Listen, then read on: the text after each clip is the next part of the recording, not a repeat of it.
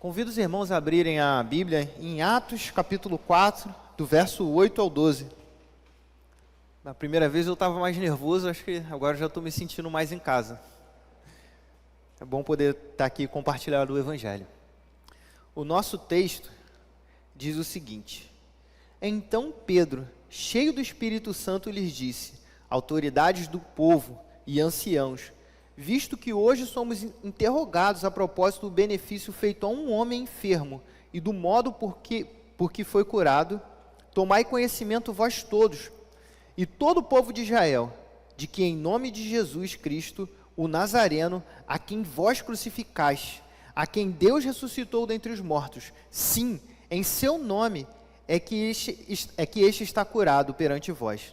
Este Jesus é pedra rejeitada por vós, os construtores, a qual se tornou a pedra angular. E não há salvação em nenhum outro, porque debaixo do céu não existe nenhum outro nome dado aos homens, pelo qual importa que sejamos salvos. Convido os irmãos a reclinarem brevemente a fronte enquanto oramos. Senhor, eu te agradeço, Pai, por estar aqui, pela oportunidade de pregar o Evangelho. Eu te agradeço pela tua palavra e pela tua graça que um dia nos alcançou. Eu peço nesse momento que o Senhor abra os nossos corações para ouvir o teu Evangelho, que o Senhor nos prepare e nos torne atentos, Senhor, e que a tua palavra nos alcance e nos transforme e nos leve para mais próximos do Senhor, porque essa é a nossa esperança, que dia após dia, semana após semana, sejamos mais parecidos com o nosso Salvador, até que o Senhor venha e complete a obra que um dia o Senhor começou em nós. Esse é o que pedimos em nome de Jesus. Amém. Em 25 de maio de 1977, em 32 cinemas dos Estados Unidos, estreou o primeiro filme da famosa franquia de Star Wars. Esse filme ganhou o subtítulo, posteriormente, de Uma Nova Esperança. Para quem conhece, ele tem como protagonista o jovem Luke Skywalker, o nome mais famoso na cultura pop, um sobrinho de um fazendeiro, como é uma mitologia cósmica, em um planeta desértico, que eventualmente descobre que o seu pai foi um grande cavaleiro Jedi, outro termo próprio de quem acompanha esse tipo de filme, que é uma espécie de um guerreiro com poderes místicos, um verdadeiro herói de tempos remotos. Repentinamente, esse jovem se vê envolvido em uma trama contra o maligno Império Galáctico, o grande vilão dessa história. Luke então participa de uma missão praticamente impossível, que era destruir a arma suprema do Império, a Estrela da Morte, uma poderosa nave com o poder de destruir planetas inteiros do tamanho de uma lua. E essa nave, ela possuía um único ponto fraco, mas esse ponto fraco era praticamente impossível de ser atingido. Ele precisava ser atingido por um único tiro no meio de uma batalha turbulenta entre naves espaciais. Um filme por si só emocionante, não à toa ele foi um sucesso. Então, o nosso jovem herói consegue acessar os mesmos poderes místicos que o seu pai possuía, através da força, que é uma espécie de energia sobrenatural que é própria dessa mitologia da história. Então Luke consegue realizar o impossível, e ele, com aquele tiro fantástico, consegue destruir a nave do tamanho de uma lua. Pedro se encontrava numa situação semelhante. Ele era um simples pescador, que repentinamente foi chamado pelo nosso Senhor Jesus, e caminhou ao lado do Mestre. Ele entrou na maior aventura de todos os tempos. E agora aqui está ele, em frente a um assustador tribunal, com uma missão praticamente impossível: afirmar para aquelas autoridades que Jesus era o Senhor. E sim, Pedro o faz, não capacitado pela força, mas pelo Espírito Santo.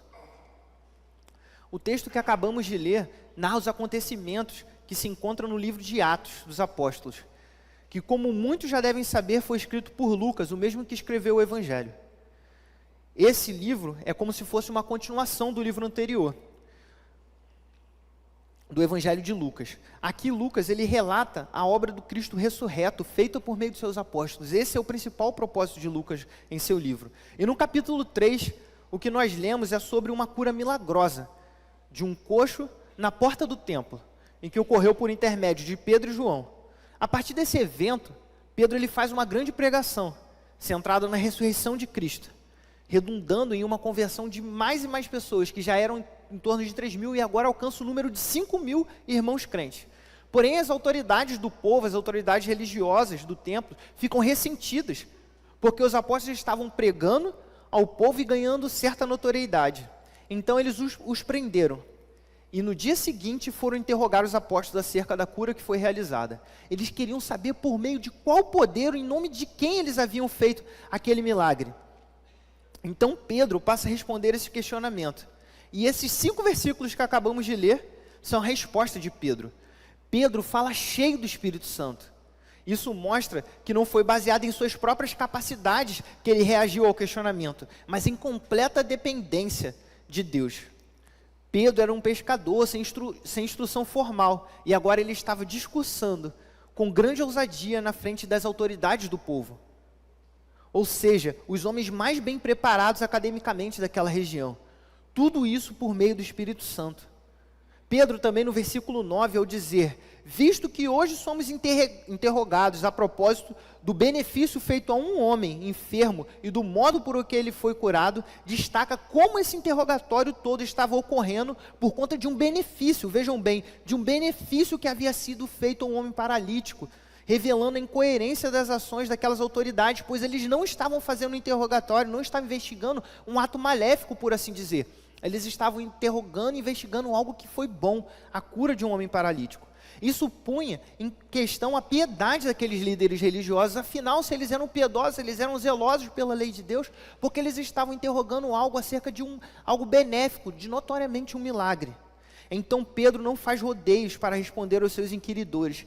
Ele lhe dá uma resposta direta em relação à fonte do poder curador e o nome pelo qual ele e João realizaram o milagre, sem temer os mesmos juízes que condenaram Jesus e o entregaram a Pôncio Pilatos. Pedro fala com intrepidez e lhes revela que o homem foi curado no nome de Jesus Cristo de Nazaré, aquele a quem estes homens haviam planejado e entregado à morte. Pedro destaca a necessidade de que todo o povo de Israel tome conhecimento que foi por meio de Jesus que aquele homem foi curado. E assim ele muda o foco do seu discurso, do paralítico para falar de Jesus.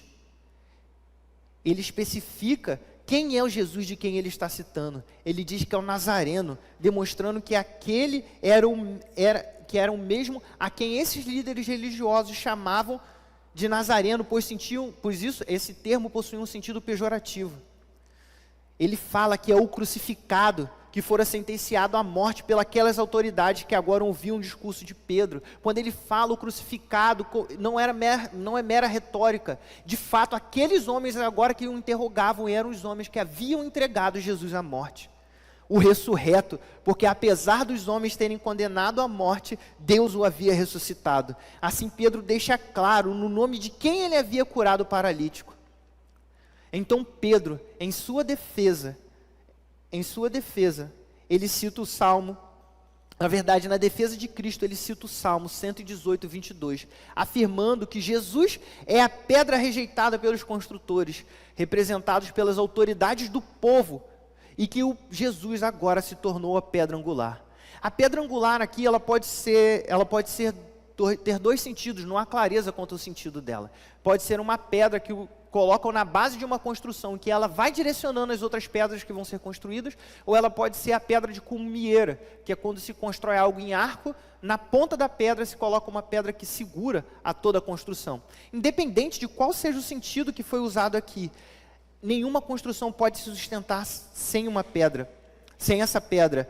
Ou seja, a questão é clara. Essa pedra é essencial a uma construção, pois sem ela não há edificação. Assim também é com Cristo, sem Jesus não há salvação. E Pedro estava convicto dessa verdade sobre Cristo. Não existe salvação sem Jesus. E por isso que ele encerra sua resposta afirmando: não há salvação em nenhum outro nome, porque debaixo do céu não existe nenhum outro nome dado entre os homens, pelo qual importa que sejamos salvos. Pedro estava em uma situação desfavorável. Ele estava diante de homens que poderiam decidir por entregá-lo à morte, assim como haviam feito com Jesus. E ainda assim ele se manteve firme em proclamar o Evangelho. E assim ele se torna um modelo para nós, pois da mesma forma somos convocados para que em todo o tempo proclamemos o Evangelho. Quando as situações forem favoráveis para nós, nós devemos proclamar o Evangelho. Mas também quando elas se oporem à nossa situação, quando forem situações difíceis, ainda assim nós devemos proclamar o Evangelho. Irmãos, nós que fomos alcançados por Cristo, devemos em todo tempo proclamar o Evangelho. E para proclamar o Evangelho em todo tempo, precisamos conhecer profundamente a mensagem do Evangelho. Pedro conhecia profundamente aquilo que ele estava falando. Pedro conhecia muito bem a mensagem do Evangelho. Ele anunciou claramente 2 pontos essenciais do Evangelho: a morte na cruz e a ressurreição. E se nós queremos conhecer profundamente o Evangelho, devemos ter essas doutrinas bem fundamentadas em nosso coração. Precisamos entender profundamente a razão da morte e ressurreição de Jesus. Por que foi necessário que Cristo, o nosso Redentor, morresse? O Catecismo Nova Cidade, que foi editado pelo The Gospel Coalition, do qual o falecido Timothy Keller fazia parte também, responde essa questão da seguinte maneira: como a morte é o castigo pelo pecado, Cristo morreu voluntariamente em nosso lugar, para nos libertar do poder e da pena do pecado e trazer-nos de volta para Deus. Por sua morte substitutiva, somente Ele nos redime do pecado e obtém para nós o perdão dos pecados, justiça e vida eterna. Paulo, em Romanos 4, verso 25, afirma que Jesus foi entregue à morte por causa das nossas transgressões. Nós, a humanidade, vivemos em pecado desde a queda de nosso pai, Adão, o primeiro homem. Desde que Adão caiu em pecado, o pecado se tornou um hábito em nossa vida, da qual nós não podemos nos desvencilhar. Do menor ao maior, todos nós caímos nessa desgraça do pecado. Somente e nenhuma obra nossa é capaz de apagar os nossos pecados diante de Deus. Não há nada que nós possamos fazer para nos justificar. Somente por meio da obra de Cristo na cruz é que os nossos pecados são perdoados e a ira de Deus é aplacada. Mas o nosso Jesus, Ele não permaneceu morto. Ele morreu em nosso lugar de fato, para nos conceder o perdão dos nossos pecados, mas ao terceiro dia, Ele ressuscitou. Mas o que isso significa para nós? Mais uma vez, o Catecismo Nova Cidade responde isso da seguinte forma: Cristo triunfou sobre o pecado e a morte ao ressuscitar fisicamente, de modo que todo aquele que nele confia ressurgirá para uma nova vida neste mundo e para a vida eterna no mundo que está por vir. Assim como um dia seremos ressurretos, também este mundo será restaurado um dia, mas os que não confiam em Cristo ressurgirão para a morte eterna. A ressurreição aponta para a nossa própria ressurreição, para a nova criatura que nós nos tornamos. Paulo, no mesmo versículo que eu citei anteriormente, em Romanos capítulo 4, verso 25, continua e afirma que Jesus ressuscitou para a nossa justificação. A ressurreição de Jesus nos encaminha para uma nova vida de justiça, pois com Ele morremos na cruz. E com Ele ressuscitamos como novas criaturas também. O nosso velho homem desceu à sepultura com Cristo na cruz. E nós nos tornamos novas criaturas também por meio de sua ressurreição. Estas duas doutrinas, morte e ressurreição de Jesus, são pontos fundamentais ao Evangelho, que devemos ter firmes em nossa mente e coração. E outra verdade elementar do Evangelho que devemos ter firmes em nosso entendimento é o fato de que toda a Bíblia fala de Jesus do começo ao fim. A Bíblia é a revelação da ação de Deus para salvar o seu povo por meio do seu Filho. Pedro citou o Salmo, ciente de que, apesar de ser um texto escrito há mais de 1000 anos antes de sua época, apontava para o Cristo. E isso ainda é válido para nós hoje. As Santas Escrituras nos revelam quem o Filho é. Tudo o que precisamos saber sobre o nosso Salvador está contido nela. Portanto, a Bíblia é o único meio pelo qual o homem pode conhecer a Deus e confiar na salvação que vem de Cristo Jesus. Pela natureza nós podemos saber que existe um Deus, mas sem a Bíblia, sem o Evangelho, nós não podemos saber quem é esse Deus e como Ele nos salva. Ciente de que a Bíblia revela as boas novas de que Cristo veio nos salvar, compreendemos que o caminho para conhecer profundamente o Evangelho é por meio de uma vida mergulhada nas Escrituras. Somente através de uma vida com rotineira leitura devocional da Bíblia é que nos aprofundaremos no Evangelho de nosso Senhor Jesus. Sem vida devocional, nós pereceremos. Sem vida devocional, o nosso relacionamento com Cristo começa a desvanecer. Sem uma vida constante diante das Escrituras, em devoção, o nosso contato com o nosso Salvador vai ficando cada vez mais fraco e mais parco. Porém, para a proclamação do Evangelho não adianta somente conhecer a verdade, precisamos saber comunicar aquilo que cremos. Pedro usou um salmo para afirmar que Cristo era o Salvador, pois sabia que o seu público o compreenderia. Paulo, em algumas ocasiões, citava filósofos pagãos, simplesmente para que seus interlocutores entendessem o que estava sendo ensinado. Nós temos uma forte tendência em falar do Evangelho utilizando uma linguagem cheia do que muitas vezes nós chamamos de crentez, uma linguagem própria de quem cresceu numa igreja. Mas é um desafio você falar do Evangelho para quem não tem noção desses termos. Certa vez eu fui falar do Evangelho para um companheiro do meu trabalho, e eu querendo começar a falar sobre a questão de Gálatas, dos judaizantes, fui perceber que para quem não cresceu na igreja, não tem a noção de quem é Abraão, de quem são os judeus. Isso são coisas para nós que são simples, mas não são comuns lá fora. Então, apesar de conhecer bem, apesar de saber a verdade, nós precisamos saber comunicar essa verdade.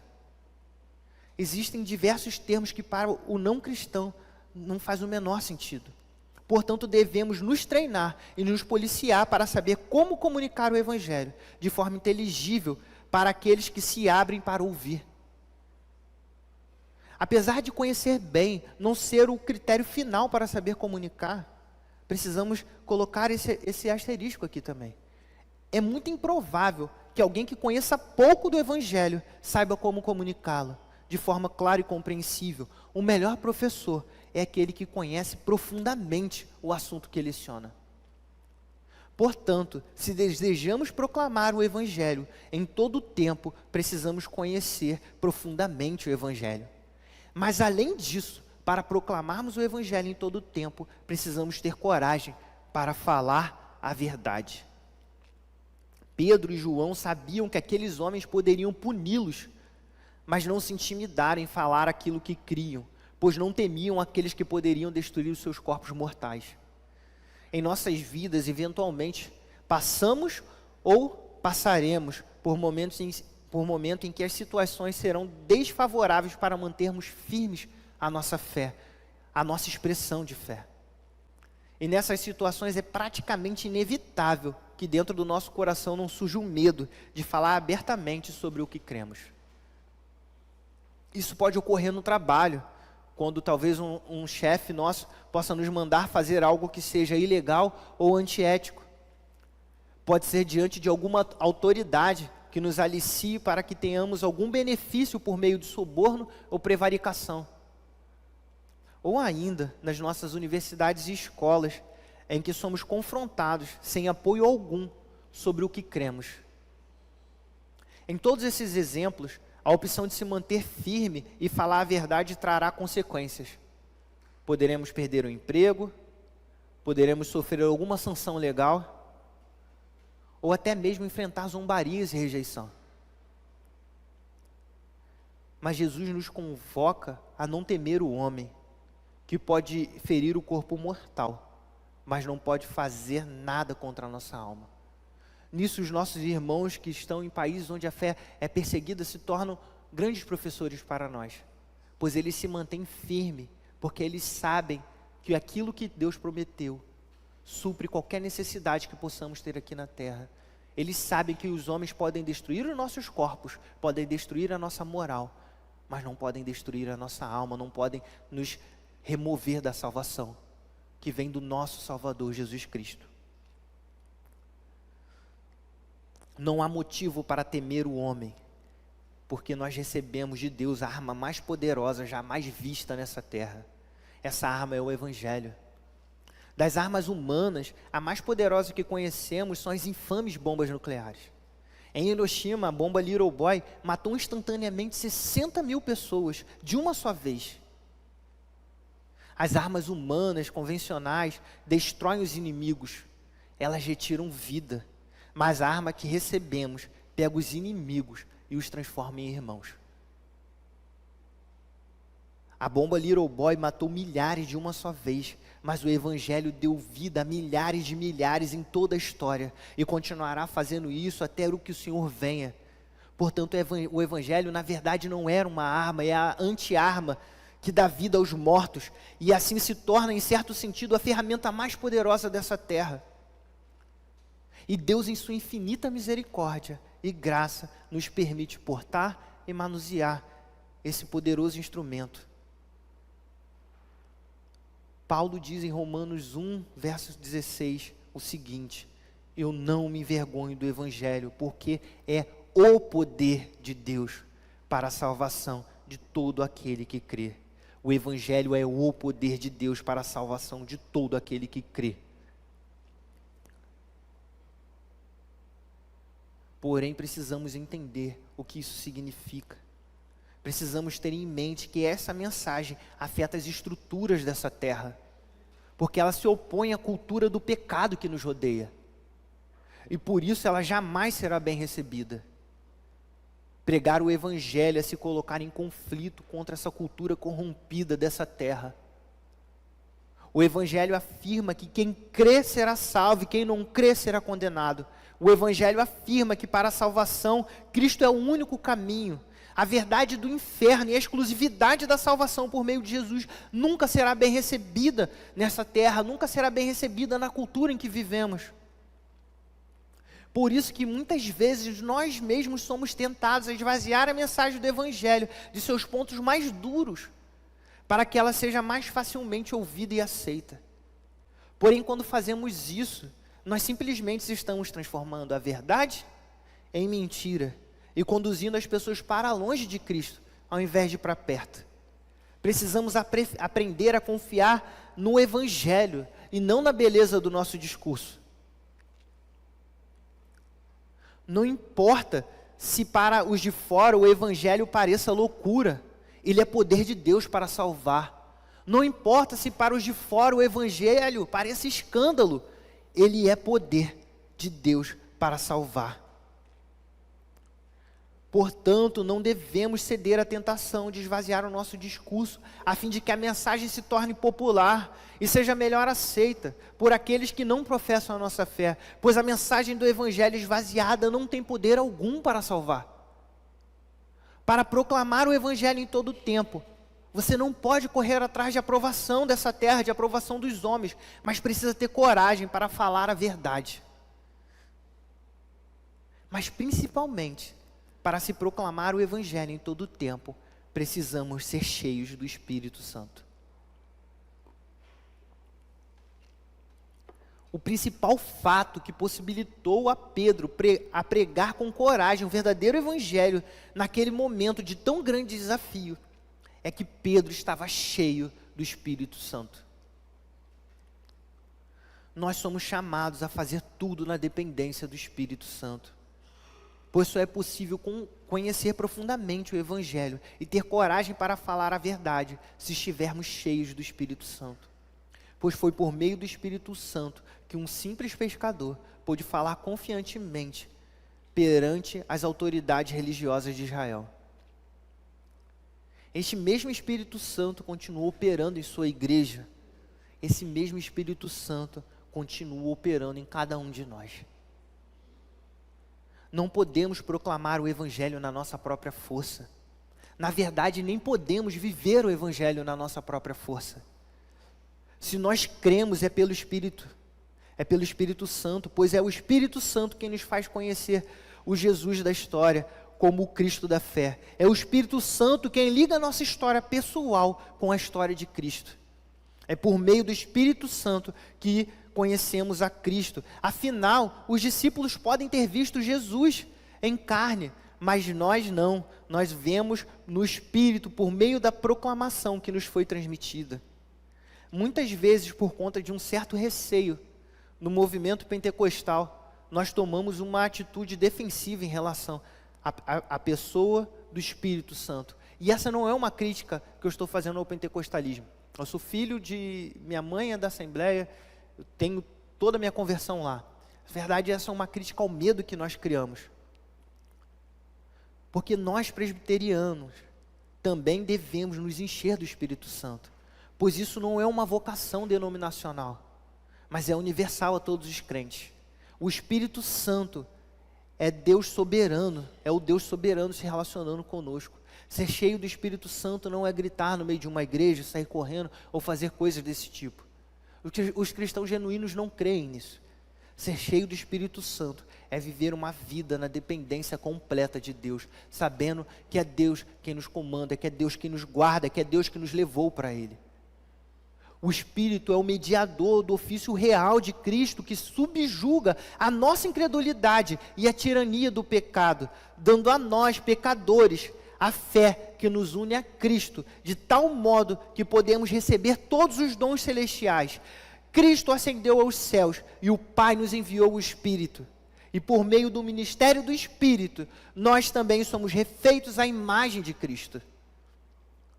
Testemunhas verdadeiras e reais em um coro, respondendo em louvor ao nosso Redentor. Quando nós domingo nos reunimos aqui como igreja, precisamos entender que isso ocorre em todo o mundo. Se você for em Singapura, se você for do outro lado do mundo, você vai louvar a Deus com seus irmãos, porque nós estamos unidos em um coro. Eu não sei quantos aqui já tiveram a oportunidade de ir em uma viagem e visitar uma igreja que talvez você não dominasse tão bem o idioma, mas ainda assim você sabia que estava louvando a Deus. Porque nós não somos unidos pelaquilo que falamos ou pelaquilo que compreendemos, nós somos unidos pelo sangue de Cristo, por meio do Espírito Santo. Nós ganhamos irmãos, não somente na nossa cidade ou no nosso bairro, mas em todo o mundo. Portanto, meus irmãos, devemos entender que devemos ser cheios do Espírito Santo. E o Espírito Santo é quem nos impulsiona a pregar o Evangelho. Michael Horton, em sua teologia sistemática, afirma que o espírito em um extrovertido, sempre saindo em missões com a sua palavra, criando uma comunidade extrovertida, que pode finalmente olhar para cima, para Deus em fé e para fora, para o mundo em amor e testemunho e serviço. É o Espírito Santo quem nos impulsiona, porque Ele é o Espírito missionário. É Ele que impulsionou a palavra, a mensagem de Cristo por todo o mundo e continua a nos impulsionar para isso. Portanto, meus irmãos, para vivermos o cristianismo verdadeiro, precisamos ser cheios do Espírito Santo. E como fazer para ser cheio do Espírito Santo?